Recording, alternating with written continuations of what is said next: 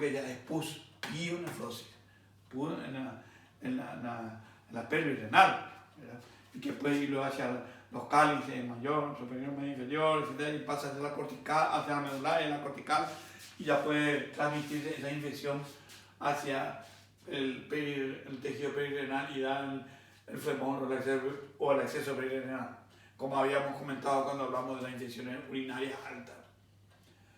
Bueno, ese es generalmente el cuadro clínico. ¿Cómo yo voy a diagnosticar? ¿Cómo voy a estar diciéndole a usted lo que tiene una entosis renal? Primero la historia clínica. Ya le dije, esas condiciones, sobre todo mujer multípara, que dice que tiene 8 hijos, 10 hijos, etc., que su abdomen ya prácticamente ya no cumple esa función de faja normal, o que bajó bruscamente muchos kilos de peso, ¿verdad?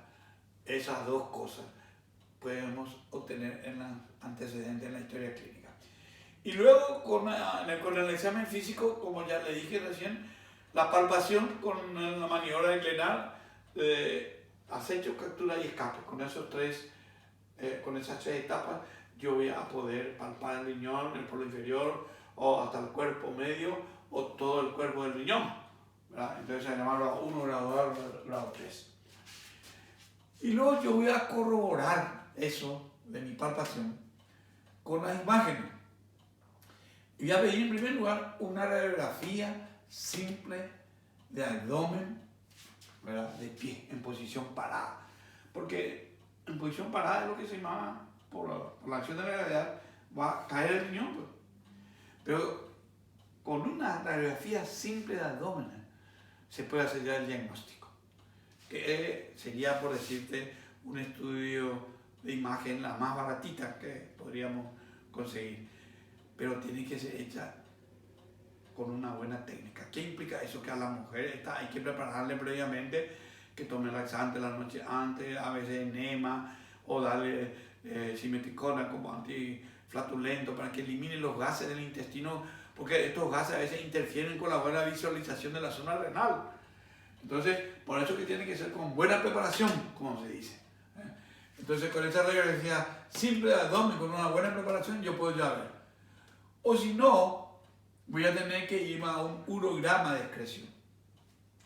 En ese caso ya implica más agresividad, porque ya le tengo que meter un contraste por la vena, ¿verdad? Y se va, y luego ese contraste se va a eliminar por el riñón, y ahí me va a demostrar que la pelvis renal de ese riñón derecho está no a nivel de L1, L2, lumbar 1, lumbar 2, sino a nivel de la vértebra lumbar quinta o primera sacra, bien abajo.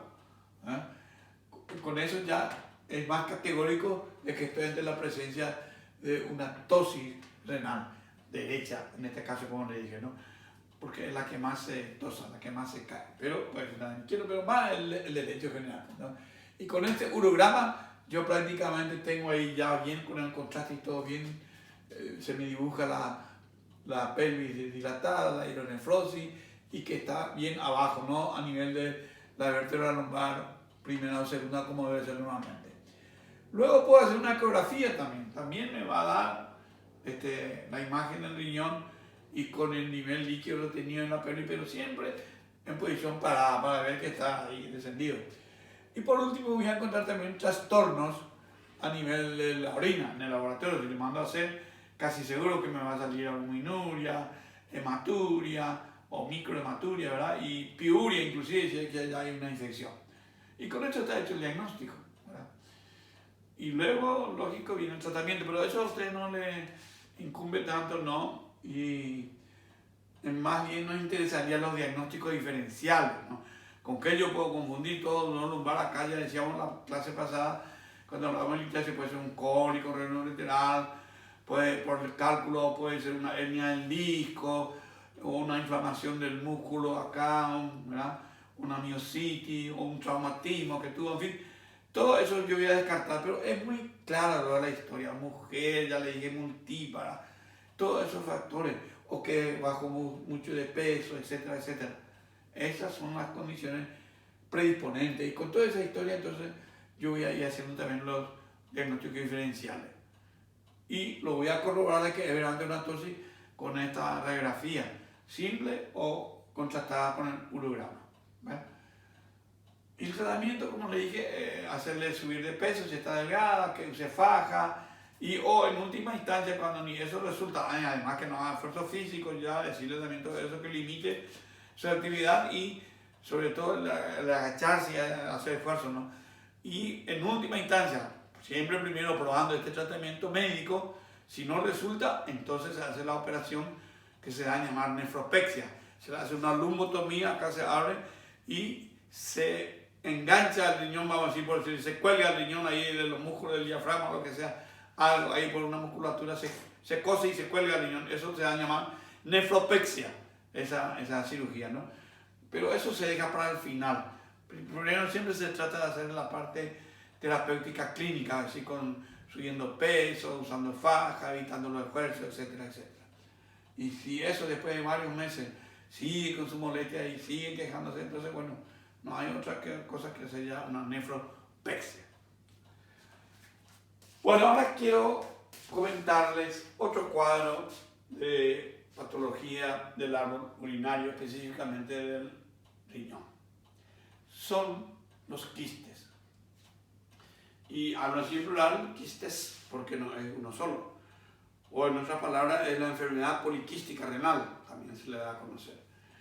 Estos quistes son congénitos, ¿verdad? Y que se inician, nacen, tienen su origen en los túbulos distales que se encuentran en la médula, ¿se acuerdan? En la parte medular, estos túbulos distales, y que se manifiestan tardíamente en la vida de esa persona porque tienen un crecimiento lento, ¿verdad? Y decían alrededor de los 30 años, 25, 20, 30 años o más por ahí recién, por crecer lentamente, es que ahí recién a esa altura de su vida se suele revelar. No cuando niño, no en su pubertad, no en su juventud, así, adolescencia, no. Entonces se manifiestan después de los 30 años, porque crecen lentamente. Al inicio pues son muy pequeños, ¿verdad? Chiquitos, pero van creciendo con el tiempo, así como va creciendo el individuo, va desarrollándose de a poquito cada vez más grande hasta que al llegar a esa altura de su vida, 30 años, alrededor de los 30 años, ahí ya se puede manifestar. Bueno, y por lesión que ocurre a nivel de ese túbulo distal, vamos a notar nosotros que hay una hipertrofia del epitelio tubular y una membrana basal también ahí que va a estar más distensible, más, ¿verdad? Porque la distensión de los quistes hace que se produzca esa mayor distensibilidad de la membrana.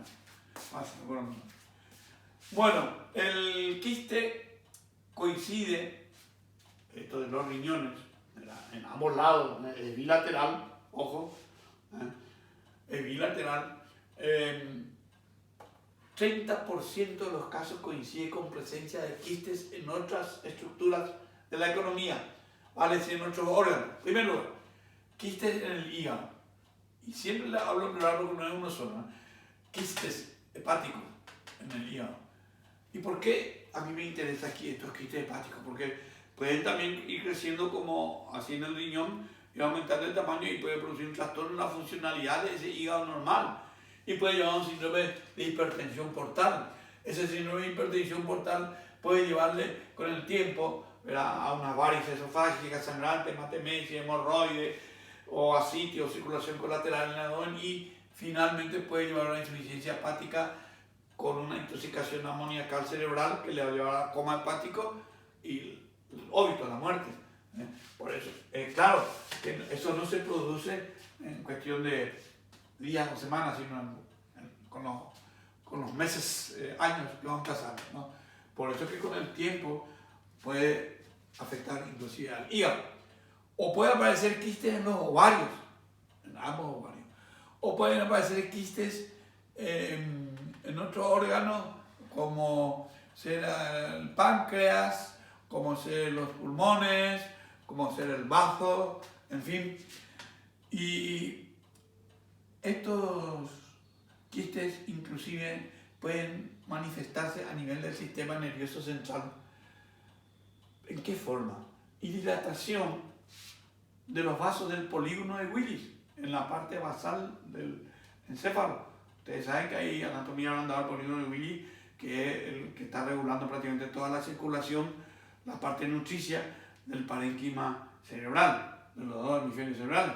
Y bueno, y en una de ellas, porque ustedes saben que ese polígono de Willis está conformado por diferentes arterias, y en una de esas ramas, cualquiera de ellas, se puede producir una dilatación, un aneurisma.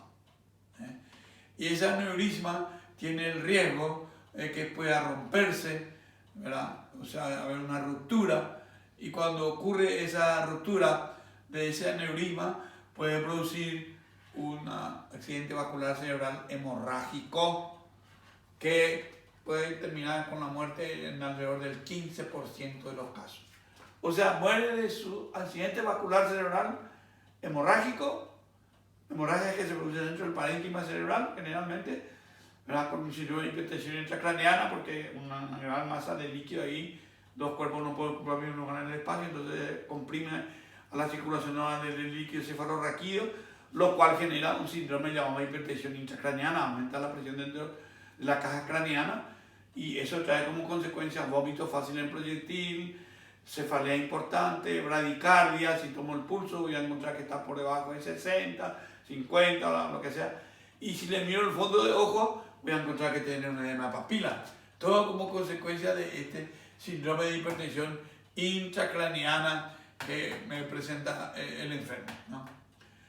Y otra anomalía que suele coincidir con estos quistes en estos diferentes órganos es que a nivel cardíaco suele producirse un prolapso de la válvula mitral. Entonces, habrán leído un poco en la parte de cardiovascular, patología cardiovascular, específicamente valvulopatía.